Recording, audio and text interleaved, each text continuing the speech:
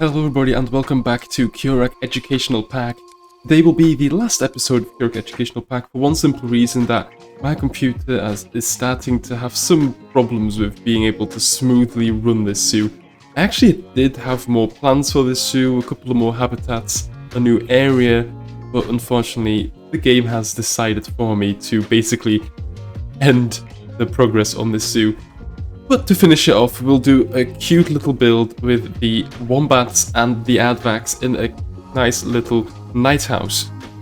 I wanted to go back to more of like the old sort of theme with the zoo, because I was looking around in my zoo, all the new stuff I've built. I've built a lot of stuff off camera as well, and I wasn't entirely happy with a lot of new stuff I built, and I was looking at basically the old videos and like my old builds to see what I liked about those, and I want to go back into that sort of theme for this build. So it's a bit of a like sort of looking back to how this zoo all started.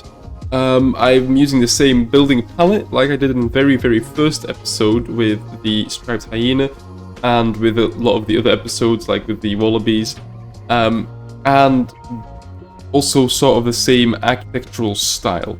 So basically I'm going to more of a modern sort of style, but using the sandstone bricks and then those grass panels for roofing, just like for the wallaby habitat. And this is quite an interesting shape. I found this really cool shape on Pinterest, which is like basically a spiral shaped roof, and I wanted to try it. It was quite difficult, but it worked out eventually. And I'm using these, like, what I'm doing now is I'm using these sort of like sandstone panel pieces to basically measure the distance of the wall. So basically the wall is the same distance throughout the entire building. It may not make any sense now, but it will make sense once you see me place down the wall of the building. But it's just so the distance from the wall to the edge of the roof is the same distance around the whole building.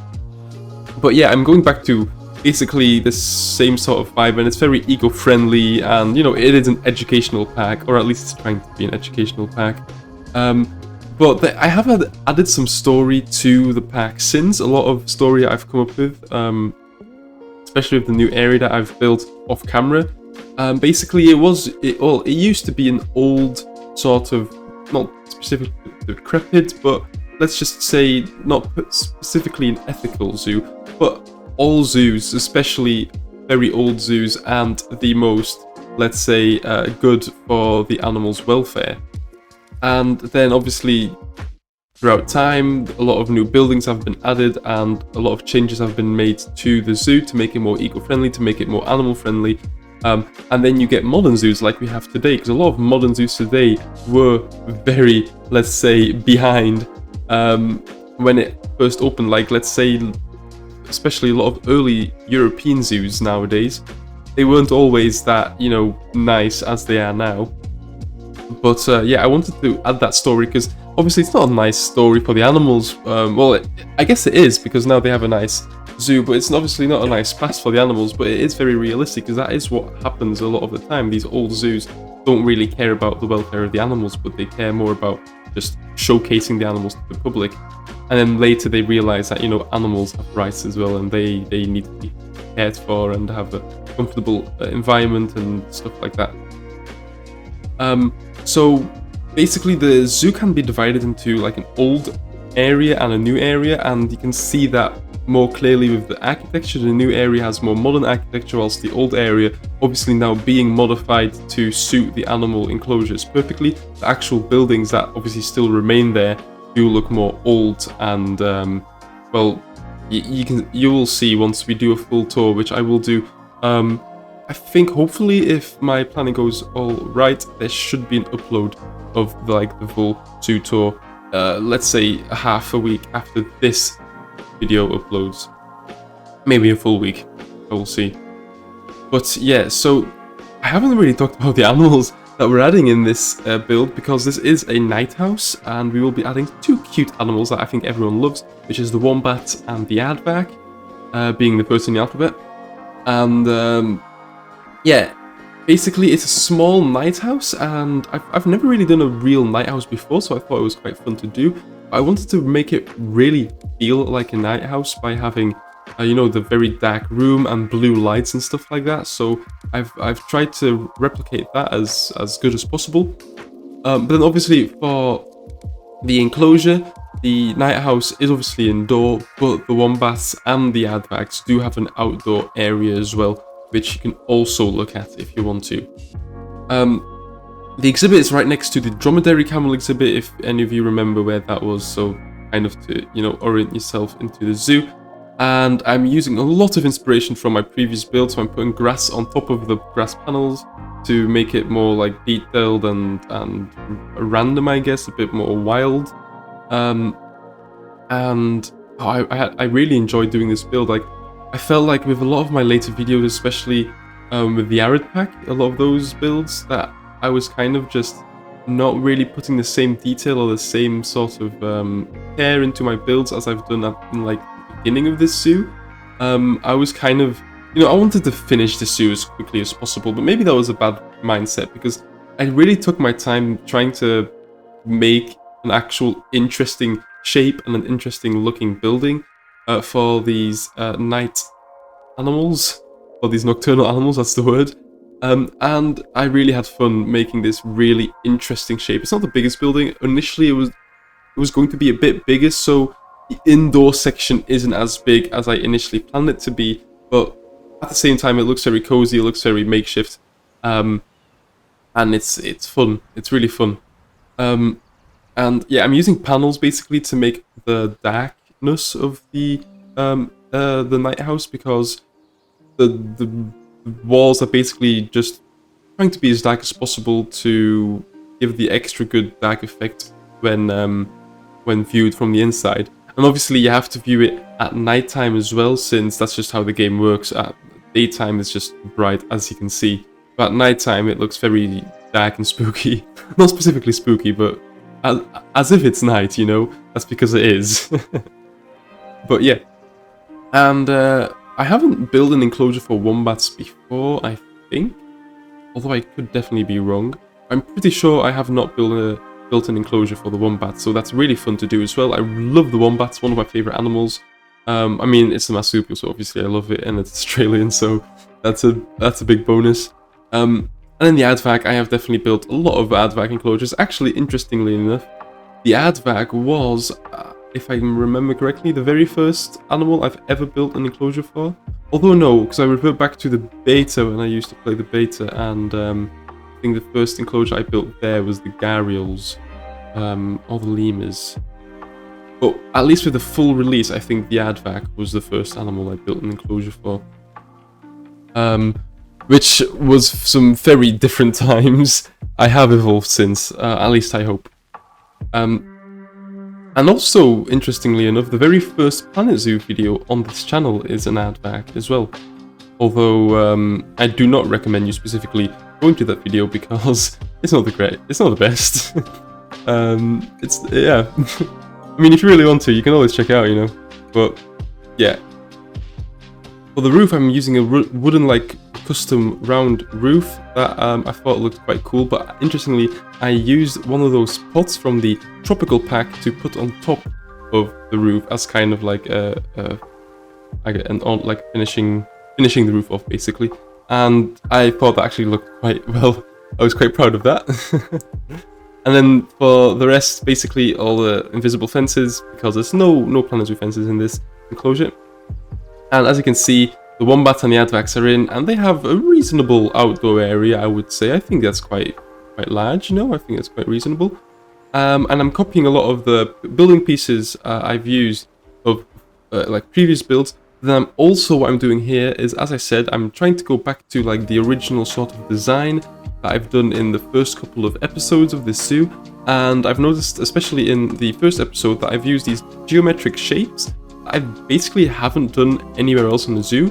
So I'm trying to go back into that sort of style by adding these geometric planters and other geometric like plaster shapes to give that real modern look and the real iconic, I guess, Kurak Educational Park look, since that is the first build that I've ever built for this zoo. So I think that is the most iconic for this pack. And obviously these are 2 planters.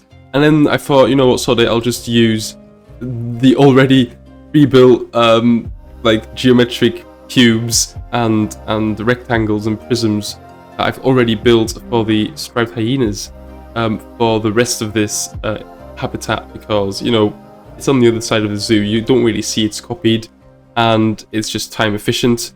So why not? You know, I still built it. So, and this is a very good tip actually. When you're building a zoo, don't be afraid to copy builds that you've already done, or just copy from other people. That's completely fine as well. You can use workshop items. That definitely speeds up time, because it's really time consuming to build every single thing individually.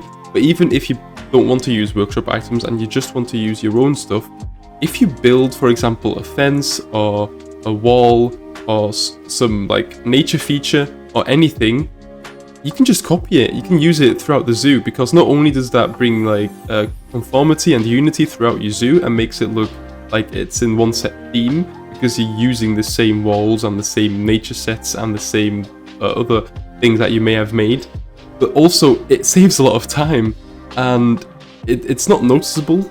Obviously you do notice it's the same theme, but it's not noticeable that it's exactly the same, because it's on the other side of the zoo. And if it is noticeable, then it's just like intentional as well. Like a fence, you can use the same fence throughout the whole zoo, why not, right? So yeah, it kind of makes the zoo look like it's one sort of continuous zoo and not just randomness, which also helps. I think another tip that, not that I'm a professional when it comes to having a consistent looking zoo, but another tip that at least I use myself when it comes to building a zoo and wanting to use different animals of different continents and different themes, but still have the zoo feel like it's one like whole, and it's not too random and too like, and you don't want to make it feel like it's just jumping from one theme to another. Even though you can use different themes, like there's a lot of zoos in the world that use very heavy theming for different parts of the zoo, the reason it still feels like you're in the same zoo is because the plants that I used are virtually the same across the zoo, not specifically inside of the habitats, not even specifically outside of the habitats, but any area that's just nature is just the same nature, because obviously it's in the same country, it's in the same area. So what you do is you choose a plant palette that you can use throughout the zoo, and even if you have different themes, and you can still use different plants for different habitats or different areas to signify different themes, as long as you use the same like palette of plants in between, it still feels like one nice and continuous zoo.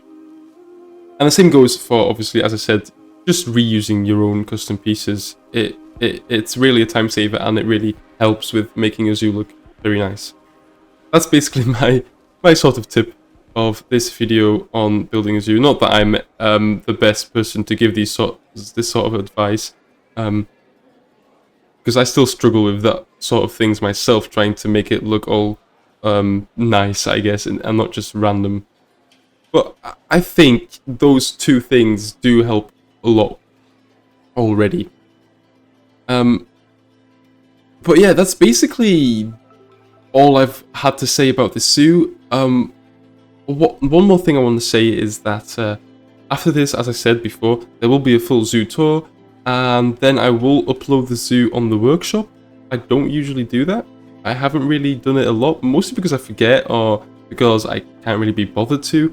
But I do want to put a bit more effort into uploading stuff to the workshop, so that you, as the viewer, have access to the stuff that I build in these videos as well. So I will be uploading this zoo to the workshop, so all of you have access to this zoo. And I hope you enjoy the zoo. There may be some little secrets in between that I don't show on camera that you can find if you walk through the zoo. Well, they're not big secrets, but I'm just saying there may be some extras, you know. So definitely check it out once the full zoo tour is out on YouTube. So it won't be for a little while at least. But yeah, that's the only extra thing I wanted to say. I hope you enjoyed this journey through. It's not over yet. It's still a walkthrough exhibit, but a walkthrough video.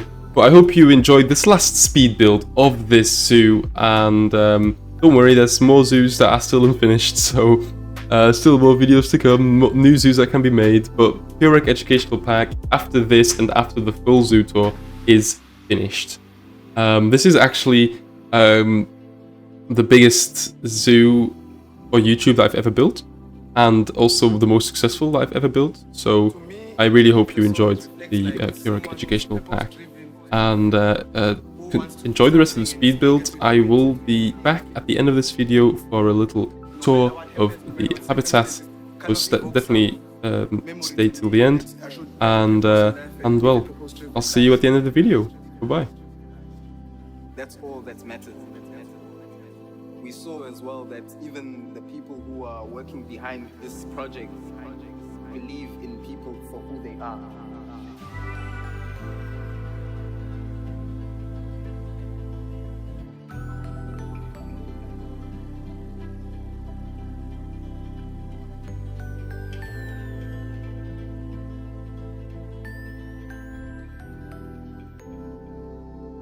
It's an honor, and we thank you a lot for it.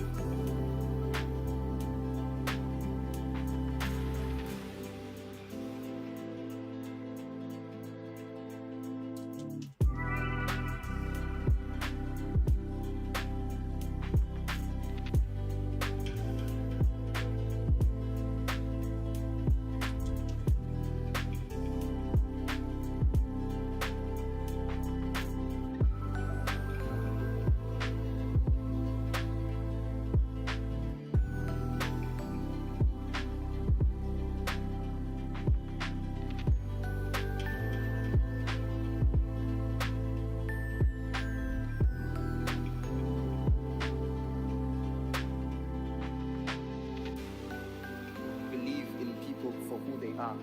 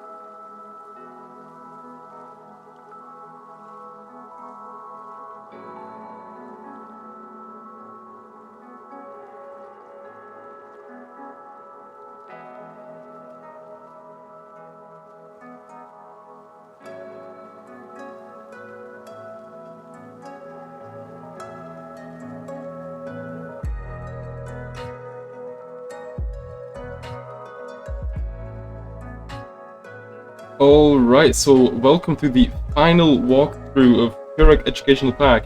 Obviously not counting the full zoo tour, but yeah, welcome to the final habitat ever in this zoo. It's quite sad really, I really enjoyed working on this zoo. Yeah, as you can see, it's a spiral-shaped night house, and actually now thinking about it, I should have put night house right here to indicate that this is a night house, but we'll see when we go inside. And once we're inside, let's actually make it nighttime, so we have a really cool view of the night time animals. And as we can see, there are some really cool animals inside. The Aardvarks, having a good old time in our night house. Try to make it a bit naturalistic, and I think that worked out. And they look so cool in like the blue nightlight. Very, very awesome. And they have bedding, they have a scratching post, so they have all the reasons to go inside. And then if you look over, oh, amazing, look at that. The Wombat is having a squishy scratch on the scratching post as well. Very cute. And same deal here, the Wombats have all the reasons to go inside, so they are inside quite frequently, which is perfect, since that is what this night house is for, obviously. Very cute. Little tippy taps.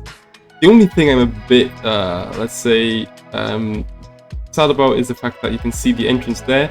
I cut it out of the speed build, but I tried to put the entrance behind there, but because of the way the AI system works, so when the door is facing a certain direction, they can perfectly enter.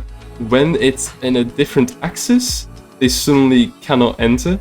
I've done some testing with it. I've literally just placed an archway in like a field and with Aardvarks, and then rotated it in different directions. In certain directions they can walk through, in certain directions they cannot. However the pathing works, it's like the direction, the actual north, south, west, east like directions, they do actually influence their pathing behavior. So the door is kind of forced to be in front here, which is really, really annoying, since it kind of breaks the immersion, because here it's completely hidden. Very cool. Very, very cool. But here it isn't. And if you have a solution for this that doesn't require making the door like huge, then that would be really appreciated, since yeah, I really want the door to be hidden. It would be really cool. But yeah, that's the inside of the night house. Oh, we also have a burrow cam, and it seems that one of our residents is inside of the burrow as well. Very, very cool. Alright, so that was the night house on the inside, but obviously, as I said, they can go outside as well, and we'll have a look at their outside areas. First, let's move over to the Aardvarks. This is the Aardvark enclosure, although I do think they are both inside right now, so we won't see any activity outside. But yeah, you get an idea of the enclosure.